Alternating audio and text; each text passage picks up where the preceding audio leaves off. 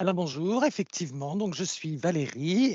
Comme vous l'a annoncé Alice, je vais vous présenter des romans ados, sachant que c'est pas un cours magistral, c'est pas réellement non plus une formation, c'est vraiment en fait mes coups de cœur de toutes ces années, et puis des choses qui sont un petit peu incontournables. Je vais pas rentrer dans le vif du sujet à chaque fois, je vais vraiment survoler, sachant que pour présenter des romans ados à vos ados dans les bibliothèques, je pense que les avoir lus, vous, ça sert. Donc, je vais un peu faire l'impasse sur la fantaisie parce que ça se porte d'eux-mêmes. Et puis c'est tellement large que je pense qu'il faudrait presque un format flash exprès pour, la fantaisie. Donc j'ai divisé mon propos en 5 thèmes, donc des policiers, des histoires de vie, du western, c'est nouveau, des un peu hors genre, des petites, des ovnis et puis des romans historiques. Donc en roman policier, je vais commencer par, la série de Nathalie Bernard. Donc il y a, 7 jours pour survivre, Keep Hope et Dog. C'est l'histoire d'un lieutenant de police qui s'appelle Valérie Lavigne au Canada et qui, on apprend au départ, elle se spécialise dans les disparitions d'enfants et on comprend pourquoi, parce qu'en fait, quand elle était très jeune, son petit frère a disparu et au fur et à mesure que les tomes se suivent, on va savoir comment il a disparu et ce qui est réellement arrivé. C'est une série très chouette. Alors, c'est au Canada, voilà, donc il y a des références, au climat, à plein de choses. C'est très sympathique.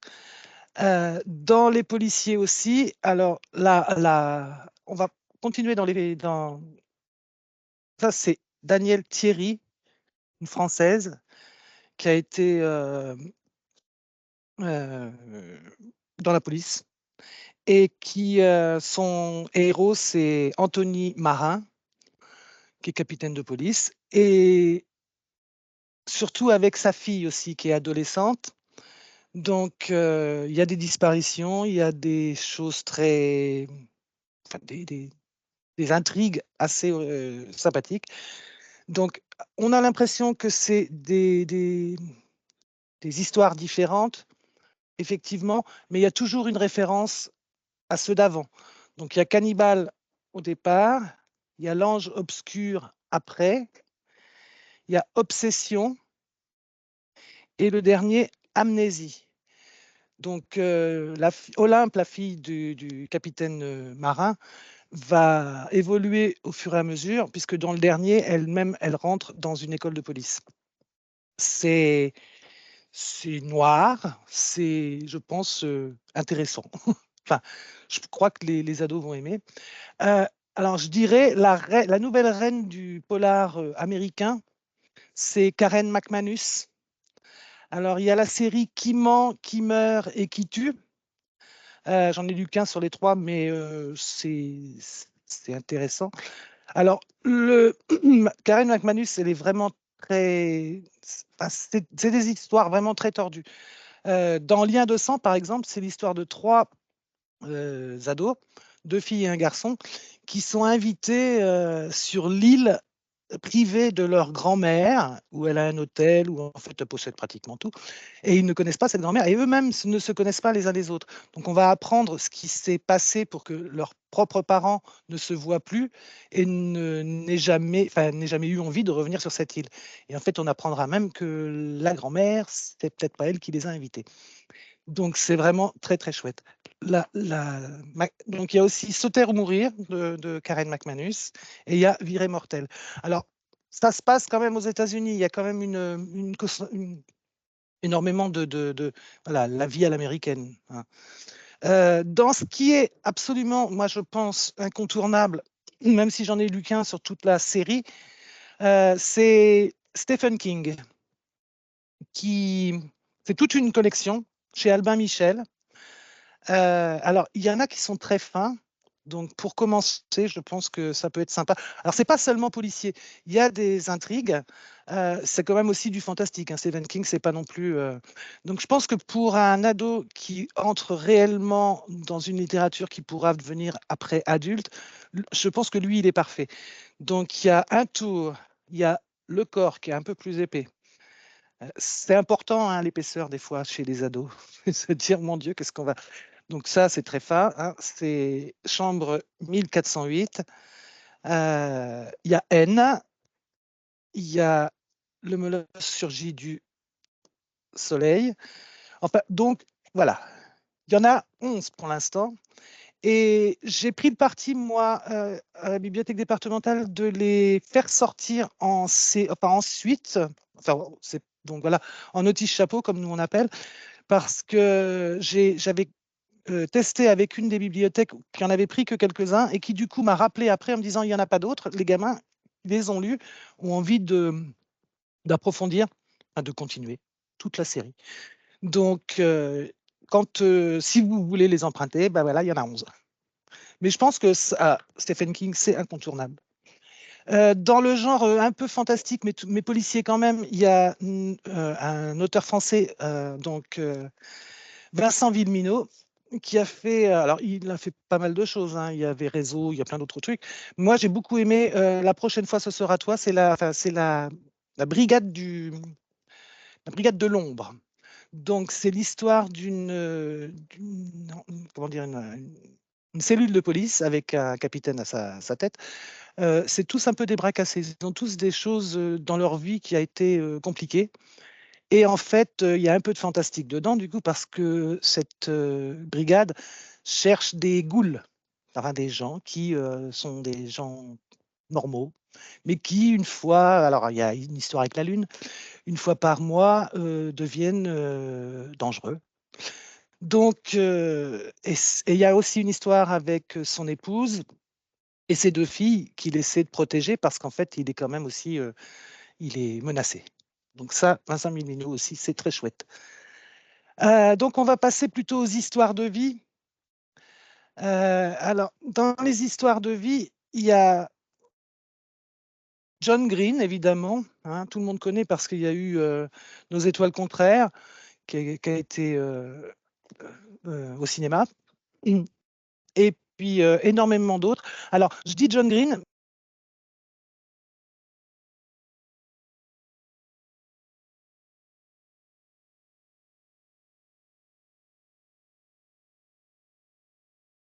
Alors, Valérie, je t'interromps. Moi, je n'ai plus de son. Je ne sais pas si les autres participants t'entendent bien. Est-ce que vous pouvez vous manifester dans le mode conversation si jamais vous n'entendez plus, ou si vous entendez d'ailleurs?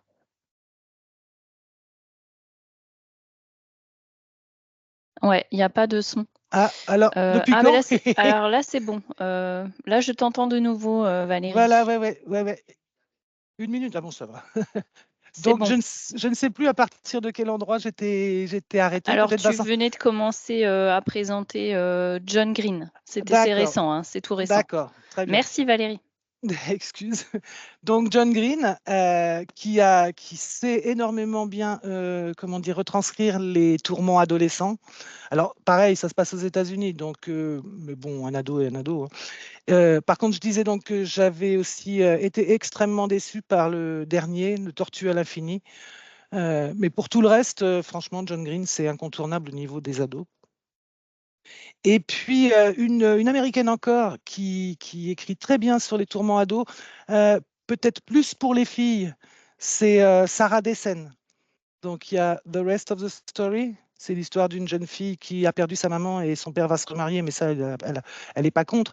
Mais du coup, elle ne connaît pas la famille de sa mère. Donc, elle va partir en vacances chez eux et ça va être de chouettes rencontres. Euh, Te revoir un jour. Alors, je pense qu'elle aime bien effectivement les demoiselles qui restent seules avec leur papa, parce que là aussi, c'est une histoire avec une fille et son père. Et toi qui as la clé, bon, après, ces trois-là, je les ai lus. Je ne comprends pas pourquoi. Et puis, ces 3-là, je les ai lus, mais il y en a plein d'autres. Donc Sarah Dessen, D-E-2-S-E-N. Et parmi les romans de vie alors lui, je l'adore, c'est Gary D. Schmidt. Il y a Autour de Jupiter. C'est l'histoire d'un jeune homme de 14 ans qui va être placé dans une famille au fin fond du Middle West, ou je ne sais trop où. Et parce qu'en fait, il a agressé un de ses professeurs. Mais ce qu'il faut savoir, c'est que ce jeune homme a eu une histoire d'amour avec une petite jeune fille de très très bonne famille. Et la petite jeune fille a eu un bébé. Et donc, la famille très riche ne veut pas que ce jeune homme approche de sa petite fille, de sa fille. Et ce roman va se passer tout autour de cette quête de ce gosse qui voudrait revoir sa fille. Bon, ça va pas se finir très bien, hein, mais la manière dont c'est écrit, Gary Deschmidt, vraiment, c'est un cador. Et puis, jusqu'ici, tout va bien, du même auteur. Ça se passe en 68 dans une petite, près de New York. Et ce jeune homme a un père assez violent. Alors, il a un de ses frères qui est au Vietnam. Et lui, en fait, on s'aperçoit qu'il est presque analphabète. Et il va rencontrer une jeune fille qui va souvent à la bibliothèque. Donc, bah, pour la voir, il y va aussi. Mais bon, et en fait, il y a des estampes d'oiseaux. Et il va se passionner pour le dessin. Et c'est aussi une belle histoire d'amitié entre lui et la demoiselle. Et puis aussi, bah, sur fond de la guerre du Vietnam, avec les vétérans qui commencent à revenir, dont son frère qui est très abîmé. Et c'est vraiment très chouette. Et le dernier de Gary D. Schmidt, c'est donc Sans crier gare, que je viens juste de terminer.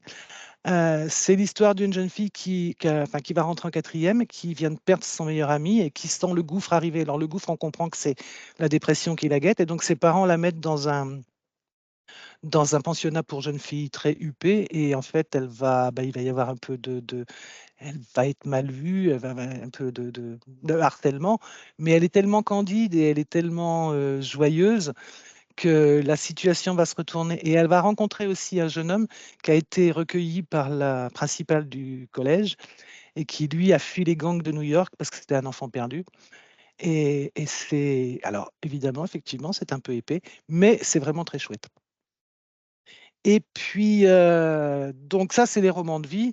Je vais vous parler de western parce que c'est nouveau, ça vient de sortir. Non, ça fait à peu près 5 ans, puisque Marion Brunet, il y a 5 ans, a eu le prix du livre jeunesse à Montreuil pour Sans foi ni loi. C'est l'histoire d'une jeune femme qui, en fait, est hors la loi et qui va embarquer un peu malgré lui, Gareth, un jeune homme, qui, du coup, alors, c'est pas une histoire d'amour, mais une histoire d'adoration, parce qu'il voit en elle du coup tout ce qu'il n'avait jamais vu dans son Far West, où il était vraiment avec un père très très autoritaire. Et donc ça va bien se terminer pour lui, peut-être un peu moins bien pour elle, mais c'est une histoire de liberté, de femmes, de femmes libres, de plein de choses. Ça, c'est en western. Donc du coup, elle a vraiment mérité son prix et elle a fait des émules parce qu'il y a beaucoup de westerns qui sont sortis après, dont la trilogie de Ty Mark Le Tan. Alors, au départ, on ne pensait pas que c'en était une, mais donc du coup, le deuxième vient de sortir. Alors, c'est Elle aussi, elle se voilà de fureur. C'est l'histoire d'un Français qui s'est exilé aux États-Unis à la fin du 19e siècle. Et du coup, on comprend qu'il a quelque chose à fuir ou à cacher. Et il a recueilli 4 petites filles et un petit garçon aveugle. Euh, c'est 5 petites filles même. Et du coup, enfin, alors de différents âges. Et en fait, ça va être leur quête à travers les États-Unis, surtout dans l'Ouest. Et, et une histoire de vengeance. C'est raide. Mais c'est aussi l'histoire de fraternité entre ces 6 enfants qui, en fait, du coup, à la base, ne sont pas de la même famille, mais qui vont vraiment une fraternité entre ces 6-là. Et donc, le français se fait appeler Hidalgo. Donc ça, c'est pour le western. Alors, sachant que là, je ne l'ai pas mis dans ma sélection, enfin au départ, mais c'est le dernier que là, je l'ai lu il y a 3 jours. C'est la danse sauvage d'Harmony Stark. Ça, c'est vraiment une nouveauté, du coup, pour le coup. C'est 3 enfants de 8 à 15 ans, 2 garçons et une fille, qui du coup vont partir à la recherche d'une femme qui a incendié leur ferme et qui donc a tué leur père adoptif et 5 de leurs petits frères.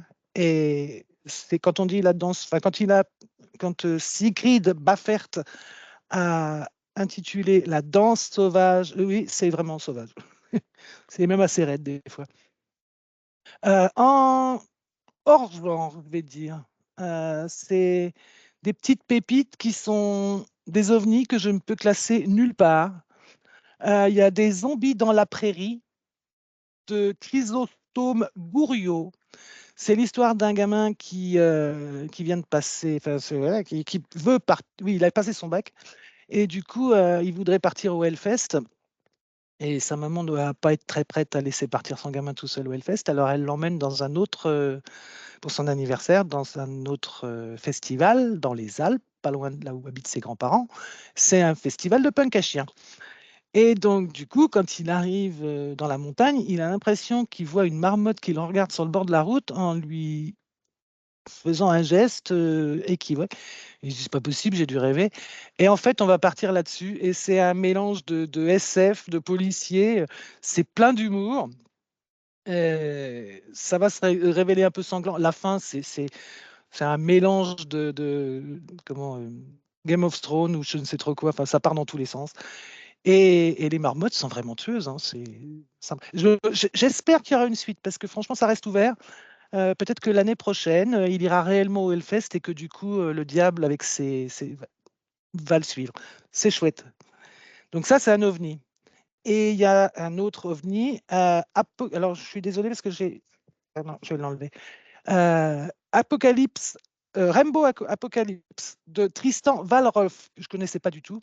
Alors, j'étais très intrigué par la couverture, la couleur de cette couverture, hein, du rose, voilà. Une licorne, une demoiselle, une espèce de dragon. Et effectivement, c'est étonnant, c'est drôle, c'est assez rocambolesque, hein, ça part dans tous les sens. En fait, c'est comment dire, du kitsch un peu revisité, c'est une parodie de la fantaisie. Donc, oui, ça part dans tous les sens. Alors, il y a une dragonne, donc effectivement, il y a une licorne, et il y a. Donc, parce qu'en fait, les fées se sont abattues sur le monde parce que les hommes n'étaient pas sympas avec la planète, et du coup, elles ont changé pas mal d'habitants en animaux. Alors, en animaux bizarres. Il peut y avoir des lapins, il peut y avoir des licornes, effectivement, des choses. Et ça, c'est vraiment très chouette. Donc, ça, c'était en hors genre. Il y a de l'historique. Si, je vais quand même mettre un tout petit peu de post-apocalyptique. On avait la série Seul au monde de Amy Laybourne. Alors, là, je les ai en livre de poche parce que notre série qui était en normal a été abîmée. Mais comme ils étaient incontournables, j'ai quand même voulu les récupérer. Et c'est l'histoire de 12 gamins qui, en allant à l'école le matin, leur bus, enfin, il y a une énorme averse de grêle. Le, le centre commercial n'est pas encore ouvert, mais du coup, pour se protéger, le chauffeur de bus emmène le bus jusque dans le... Et du coup, ils vont rester là parce qu'en fait, il y a eu une centrale nucléaire qui a explosé pas loin, due à cet orage, et ils vont être obligés de se débrouiller tout seuls. C'est chouette. C'est presque la fin du monde. Et il y a Tomorrow, quand la guerre a commencé. Ça se passe en Australie. C'est 7 jeunes qui viennent de passer leurs examens et du coup, ils vont dans le bush pour une semaine de vacances. Mais quand ils reviennent, eh ben, les fermes sont vides, les animaux ont été tués. Et en fait, ils s'aperçoivent qu'il y a une armée étrangère qui a parqué tout le monde dans les grandes villes et eux vont faire de la résistance. Alors, c'était un vieux, enfin pas un vieux, mais un roman qui datait un peu et qui avait été réédité parce qu'il y a un film qui était sorti. Sauf que Hachette, quand ils ont racheté c'est une trilogie, hein, Donc voilà, Tomorrow, quand la guerre a commencé. Et du coup, Hachette avait racheté les droits, et parce que le film avait l'air d'avoir, enfin, aurait pu avoir bonne presse, sauf qu'il est sorti qu'aux États-Unis, en Angleterre et en Australie. Donc, je pense qu'ils ont tapé à côté. Mais les livres n'en demeurent pas moins super chouettes. Il y a, non, ceux-là, non. Dans les romans historiques, on va dire, j'ai beaucoup aimé Des larmes et d'écume, qui est assez récent, hein. C'est l'histoire, je ne sais pas si vous connaissez l'histoire de la Marie Céleste, un bateau qui avait été retrouvé au milieu de l'Atlantique, vide de tous ses occupants. Sauf que apparemment, il n'y a pas eu d'épidémie, il n'y avait rien eu. Donc, qu'est-ce qui a pu se passer? Et je pense que beaucoup d'historiens se sont posé la question. Et là, Stéphane Michaka a bien bidouillé son truc, parce que ça se passe donc entre 1865 et 1885. Et du coup, Elsie était amoureuse de Basile, et Basile, il la recherche depuis tant d'années, et il est persuadé qu'elle était sur la Marie Céleste. Et ça part, c'est chouette, vraiment. On est en plein milieu de l'Atlantique, il y a des orages. Et puis, oui, surtout, la Marie Céleste, elle transportait des bidons d'alcool, des fûts d'alcool à l'époque en bois. Et il semblerait qu'il y en ait un ou deux qui se soient éventrés. Et en fait, on apprend que l'alcool qu'elle contenait, c'était de l'éthanol. Donc, il est possible que ces gens aient voulu fuir les émanations de ces trucs. Non, c'est chouette. En roman historique, on a aussi de Sigrid Baffert, le même que je vous ai mis, enfin, de tout à l'heure, là, là. C'est donc Tous les bruits du monde. C'est l'histoire, ça commence en Sicile, non, en Calabre.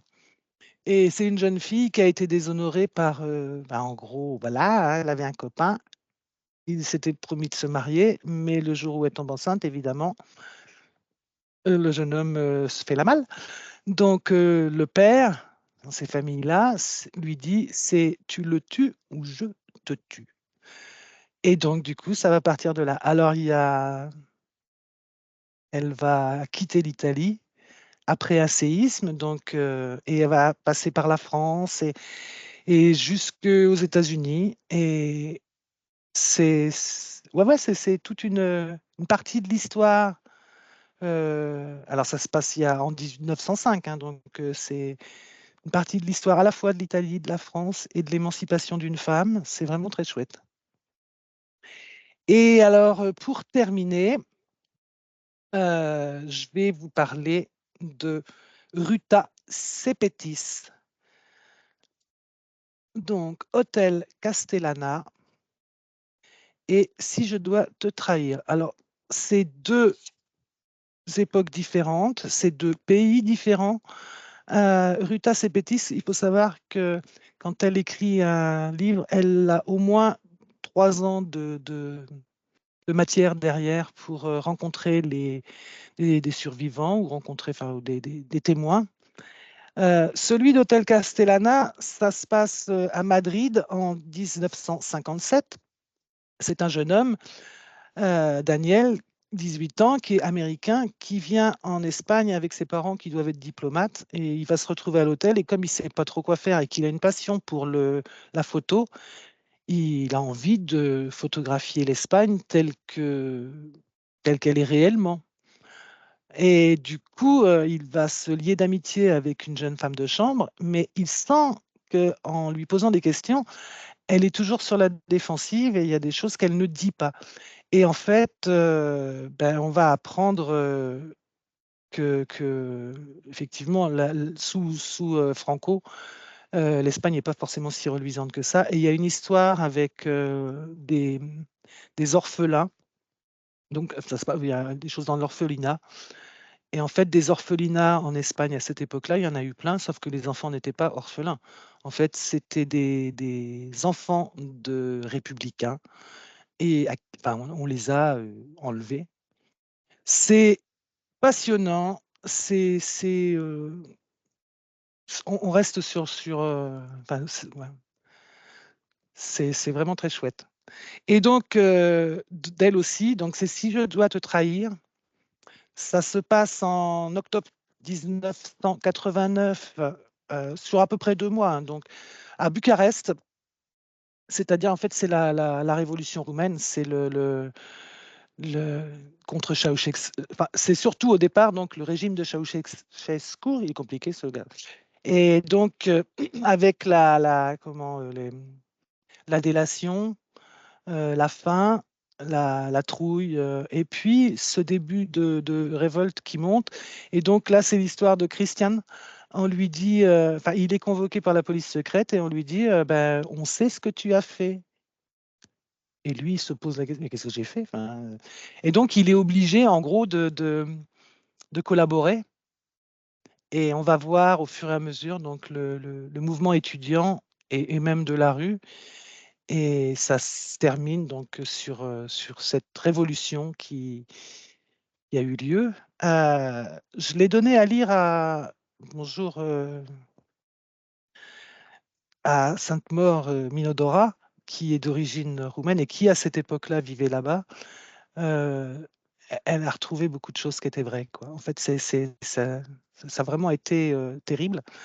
Honnêtement, voilà, je vais finir là-dessus. Depuis 19 ans que je lis des livres pour la bibliothèque départementale, je crois que c'est vraiment les deux du même auteur, donc les deux qui m'ont le plus touché, quoi. Vraiment, ça restera.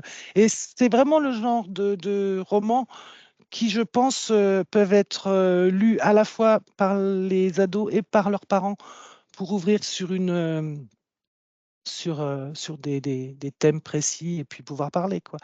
Ça n'empêche pas que vous aussi, moi, ce que je pense, c'est que si vous les lisez, vous pourrez les partager plus facilement. C'est plus facile que de dire, bah, j'ai lu un truc dans la presse où ils ont dit oui, oui, c'est bien. Oui, bah, oui, bien sûr, ça peut. Mais les lire nous-mêmes, et puis pourquoi pas créer des comités de lecture avec des ados qui seraient emballés pour pouvoir justement parler de tout ça, parler d'un western, parler d'un roman historique, parler de fantasy s'ils ont envie de parler de fantasy, mais alors après, voilà, moi je vous dis, les lire, alors c'est sûr, moi j'en lis beaucoup, vous n'êtes pas obligé de tout lire non plus, mais et puis commencer un livre et voir que vous ne l'aimez pas, bah écoutez, tant pis, hein, mais ça peut être, ça peut être que bien. Surtout, enfin voilà, moi ce que je pense aussi dire, c'est qu'il y a beaucoup d'adultes qui peuvent penser que la littérature ado est une sous-littérature. Moi, je m'éclate plus avec un roman de Ruta Sepetys ou avec Gary Deschmidt qu'avec Amélie Nothomb, hein. Enfin, voilà, il n'y a pas photo. Donc,